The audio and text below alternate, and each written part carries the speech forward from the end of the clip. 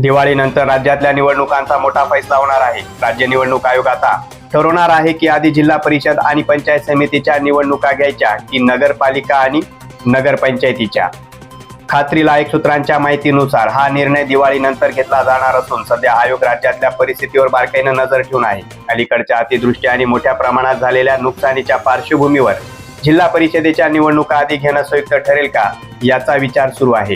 राज्य निवडणूक आयोग जिल्हा अधिकाऱ्यांकडून प्रत्येक जिल्ह्याचा अहवाल मागवणार आहे। शेतकरी आणि सामान्य नागरिक अतिवृष्टीच्या फटक्यातून कितपत सावरले आहेत याची माहिती आयोग घेत आहे। आणि याच दरम्यान एक महत्त्वाची घडामोड 14 ऑक्टोबरला मुंबईत सर्व राजकीय पक्षांच्या प्रतिनिधींची बैठक बोलवण्यात आली आहे। या बैठकीला जिल्हा परिषद, नगरपालिका आणि महानगरपालिका निवडणुकांबाबत आयोग कोणती तयारी करीत आहे याची सविस्तर माहिती प्रतिनिधींना दिली जाणार आहे।